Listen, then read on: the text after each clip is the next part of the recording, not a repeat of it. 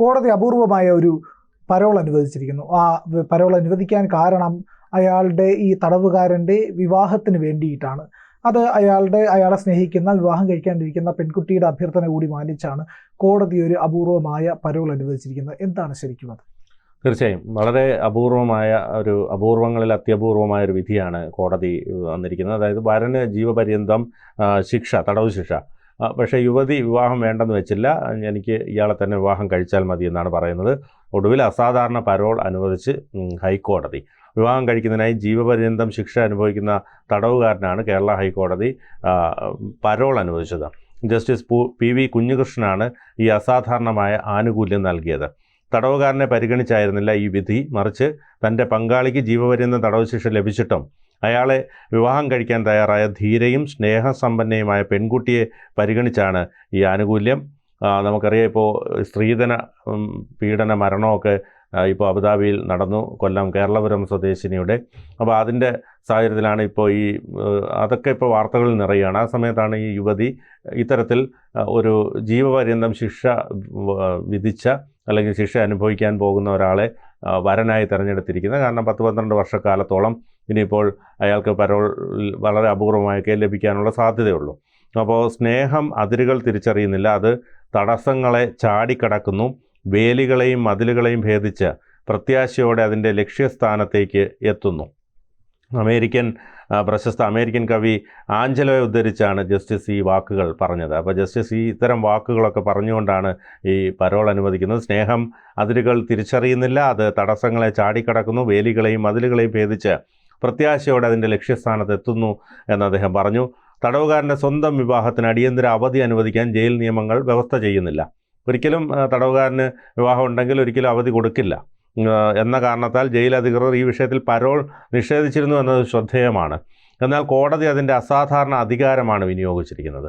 അതായത് പല അമെൻമെൻറ്റുകളും ഉണ്ടല്ലോ. അപ്പോൾ അതിൽ 15 ദിവസത്തെ പരോൾ അനുവദിക്കുകയായിരുന്നു തടവുകാരൻ്റെ വിവാഹം നടത്തുന്നതിന് വേണ്ടിയിട്ടാണ്. ശിക്ഷിക്കപ്പെടുന്നതിന് മുമ്പേ നിശ്ചയിച്ചിരുന്നതാണ് വിവാഹം എന്നുള്ളതാണ് ഇതിൽ എടുത്തു പറയേണ്ട ഒരു കാര്യം. എന്നാൽ അയാൾക്ക് ജീവപര്യന്തം തടവ് ലഭിച്ചതിന് ശേഷം ആ പെൺകുട്ടി വിവാഹവുമായി മുന്നോട്ട് പോകാൻ നിർബന്ധം പിടിക്കുകയായിരുന്നു. നമ്മൾ മതിലുകൾ സിനിമയൊക്കെ നമ്മൾ കണ്ടിട്ടുണ്ട്.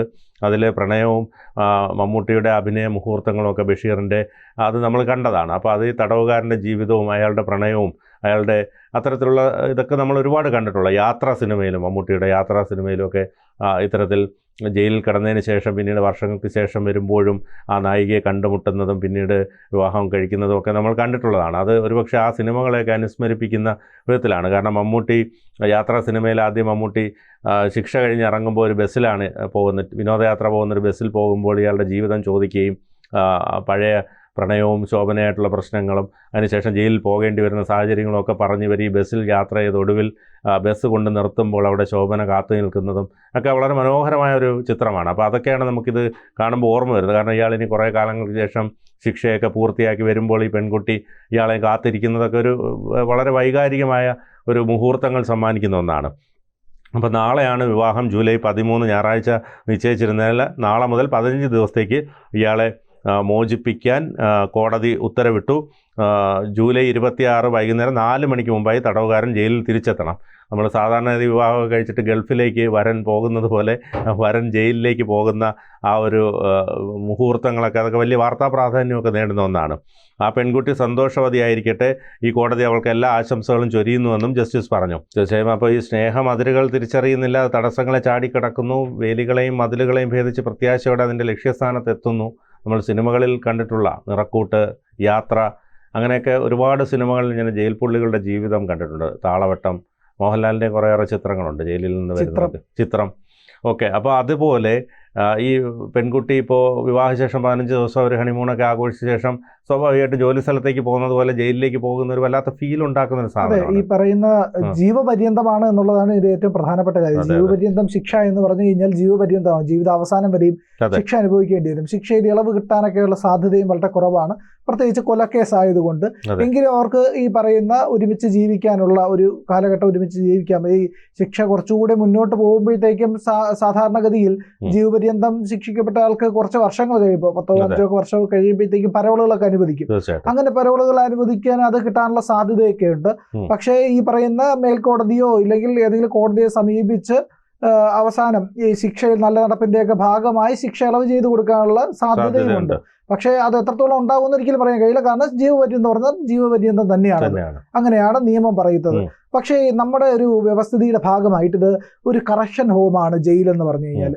നമ്മളുടെ കോടതി ഒരാളെ ജയിലിലേക്ക് അയക്കുന്നതിന് മുമ്പ് തന്നെ പരമാവധി ഒരു കേസിൽ തർക്കം ഉണ്ടായി കഴിഞ്ഞാൽ, ഒരു ക്രൈം നടന്നു കഴിഞ്ഞാൽ പരമാവധി ബെയിലാണ് കൊടുക്കുക, ജയിലല്ല. അങ്ങനെ ഒരു ഇതുണ്ട്, മാക്സിമം ബെയിൽ, റയർലി ജയിൽ എന്ന് പറയുന്ന ഒരു ഇതുണ്ട്. അതുപോലെ നമുക്ക് കാരണം എന്ന് പറഞ്ഞാൽ അതിന്റെ തത്വം ഇത്രയേ ഉള്ളൂ. ഒരാളെ ജയിലിലേക്ക് അയക്കാനായിട്ട് നമ്മളുടെ നിയമ സംവിധാനം ഇല്ലെങ്കിൽ നമ്മുടെ നീതിന്യായ വ്യവസ്ഥ ആഗ്രഹിക്കുന്നില്ല, അയാളെ തിരുത്താനാണ് ആഗ്രഹിക്കുന്നത്. അതുകൊണ്ടാണ് പ്രിസൺ ആൻഡ് കറക്ഷൻ ഹോം എന്നാണ് അതിനെ വിളിക്കുന്നത്. കറക്ഷൻ ഹോമാണ്, തിരുത്തലുകളാണ് അവിടെ ഉണ്ടാവേണ്ടത്. ഒരാൾ അറിഞ്ഞോ അറിയാതെയോ ചെയ്തിരിക്കുന്ന തെറ്റിൽ നിന്ന് അയാളെ മോചിപ്പിച്ച് അയാളെ സമൂഹത്തിൽ വീണ്ടും നന്നായി ജീവിക്കാൻ കഴിയുന്ന ഒരാളായി തിരിച്ചു കൊണ്ടുവരിക. അതുകൊണ്ടാണ് അവിടെ ജോലി കൊടുക്കുന്നത്. ജയിലിനകത്ത് ജോലി ഉണ്ട്, അയാൾ ഇറങ്ങുമ്പോഴത്തേക്കും കുറച്ച് തുക അയാളുടെ കയ്യിൽ കാണും. അതുകൊണ്ട് ഒരു കച്ചവടം തുടങ്ങാനോ മറ്റെന്തെങ്കിലും ജോലി ജീവിക്കാനോ എന്തെങ്കിലും അവിടുന്ന് കൈത്തൊഴിലൊക്കെ പഠിപ്പിക്കുമല്ലോ, ആശാരിപ്പണി അതുപോലുള്ള മരപ്പണിയൊക്കെ പഠിപ്പിച്ചൊക്കെ അവിടുന്ന് ഇലക്ട്രീഷ്യൻ പണി, വെൽഡിങ് അതുപോലുള്ള കാര്യങ്ങളൊക്കെ പഠിപ്പിക്കാറുണ്ട്. അപ്പൊ ഇങ്ങനെ പണിയെടുത്ത് അവിടുന്ന് ജോലി ചെയ്ത് കിട്ടുന്ന പൈസയൊക്കെ കൊണ്ട് അവർക്ക് ജീവിതം മുന്നോട്ട് കൊണ്ടുപോകാൻ കഴിയും. അപ്പൊ ഈ കറക്ഷൻ തിരുത്തലിന്റെ കേന്ദ്രമാണ്. ഇയാള് ഈ പറയുന്ന പ്രശാന്ത് എന്ന് പറയുന്ന ഈ കേസിലെ പ്രതിയായ ആള് ഒരു കൊലക്കേസിലെ പ്രതിയാണ്. അയാളും സുഹൃത്തുക്കളും ചേർന്ന് ഒരാളെ ആക്രമിച്ച് കൊലപ്പെടുത്തി എന്നുള്ളതാണ് കേസ്. അപ്പൊ എന്തായാലും അയാൾ ഈ ശിക്ഷിക്കപ്പെടുന്നതിന് മുമ്പാണ് വിവാഹം ഉറപ്പിച്ചത്. അതുകൊണ്ട് കോടതി ഈ പറയുന്ന ഒരു മഹാമനസ്കതയാണ് കാണിച്ചിരിക്കുന്നത്. കാരണം കുറ്റവാളിയെ സമൂഹത്തിന് പുറത്തുള്ള ഒരാളായിട്ട് അല്ലെങ്കിൽ ഒരു അക്രമിയായിട്ട് ഒന്നിനും കൊള്ളാത്തവനായിട്ടല്ല കാണേണ്ടത്. പകരം അയാൾ തിരുത്തി നല്ല ജീവിതത്തിലേക്ക് വരാൻ, ഒരു ഗുണ്ടയായിട്ട് ഒരാൾ ജീവിച്ചിരുന്നു, ഒരു ഗുണ്ടായിട്ട് അയാൾ ജീവിക്കുന്നു, അയാൾ എല്ലാ കാലവും ഗുണ്ടയായും ക്രിമിനലായും ജീവിക്കണം എന്നല്ല നമ്മളുടെ സമൂഹം പറയാറുള്ളത്. സമൂഹം പറയാറുള്ളത് അയാൾ തിരുത്തി നല്ലവനായി ഒരു സ്നേഹം നൽകുന്ന, മറ്റുള്ളവരെ സഹായിക്കുന്ന, അല്ലെങ്കിൽ സമൂഹത്തിൽ ഏറ്റവും മാന്യനായ ഒരു മനുഷ്യനായി ജീവിക്കുക, അഭിമാനത്തോടുകൂടി സ്വാഭിമാനത്തോടുകൂടിയൊക്കെ ജീവിക്കാൻ കഴിയുന്ന രീതിയിൽ അയാളുടെ പശ്ചാത്തപിച്ച് മാറ്റം വരിക എന്നുള്ളതാണ് അവിടെ പ്രധാനപ്പെട്ട കാര്യം. നമുക്കറിയാം, ബാംഗ്ലൂർ കർണാടകയിലുള്ള ഒരു ഓട്ടോ രാജു എന്ന് പറയുന്ന ഒരാൾ, അയാൾ ഗുണ്ടയായിരുന്നു. അയാൾ ഇന്ന് സാമൂഹ്യ പ്രവർത്തനം നടത്തി അശരണരെ സഹായിച്ചൊക്കെ ലോകത്തിലെ പ്രധാനപ്പെട്ട എല്ലാ മീഡിയകളും അയാളെ പറ്റി വാർത്ത കൊടുത്തിട്ടുണ്ട്. അങ്ങനെ മനുഷ്യന് പരിവർത്തനം വരാനാണ് ശ്രമിക്കേണ്ടത്. യേശു ചെയ്തത് എന്താണ്? വേശ്യയോട് എന്താ ചെയ്തത്? വേശ്യയെ അവരിൽ നിന്ന് മോചിപ്പിച്ച് അവർക്ക് നല്ലൊരു ജീവിതം ഉണ്ടാവാനായിട്ട് അവരെ അനുഗ്രഹിച്ചു വിടുകയാണ് ചെയ്തത്. അങ്ങനെ നമ്മുടെ നീതിന്യായ വ്യവസ്ഥയും നമ്മുടെ രാജ്യവും നമ്മുടെ പൊതുസമൂഹവും എല്ലാം തന്നെ ചിന്തിക്കുന്നതും അത്യധികമായി ചിന്തിക്കുന്നതും അതിൻ്റെ ലക്ഷ്യവുമൊക്കെ തന്നെ ഒരാളെ നല്ല ആളാക്കി തിരുത്തി കൊണ്ടുവരാൻ വേണ്ടിയിട്ടാണ്. അതിനുള്ള ശ്രമമാണ് നമ്മളുടെ ജയിലുകളിലെല്ലാം നടക്കേണ്ടത്. അതിന് വേണ്ടിയിട്ടുള്ള പണ്ടത്തെ പോലെയല്ല ജയിലുകളൊക്കെ ഒരുപാട് മാറിയിട്ടുണ്ട്. നമുക്ക് തന്നെ കൃത്യമായിട്ട് അറിയാം, അവിടുത്തെ ഭക്ഷണക്രമം മാറിയിട്ടുണ്ട്, ജീവിത രീതികൾ മാറിയിട്ടുണ്ട്, അവർക്ക് പരിവർത്തനം ഉണ്ടാകേണ്ട പ്രവർത്തനങ്ങളിലേക്ക് മാറുന്നുണ്ട്. അവിടുത്തെ ജീവിത സൗകര്യങ്ങൾ മെച്ചപ്പെടുത്തേണ്ട കാര്യം തന്നെ അതാ. ക്രൂരമായ ഒരു സാഹചര്യത്തിൽ കിടക്കുകയാണെങ്കിൽ അവൻ ക്രൂരനായി പോകും. അതുകൊണ്ടാണ് അവന് നല്ല ആഹാരം കൊടുത്ത്, നല്ല ഇടം താമസിക്കാൻ കൊടുത്ത്, നല്ല തൊഴിൽ കൊടുത്ത് അവനെ പരിവർത്തിപ്പിച്ച് എടുക്കുക എന്നുള്ളത്. അതിന് വേണ്ടിയിട്ടൊക്കെയുള്ള നല്ല ആൾക്കാരുടെ ഇടപെടലുകളും ജയിലിൽ ഇപ്പോൾ ഈ കാലഘട്ടത്തിൽ നടക്കുന്നുണ്ട്. അപ്പോൾ ഇതൊരു നല്ല കാര്യമായിട്ട് പോസിറ്റീവായിട്ട് എടുക്കുക.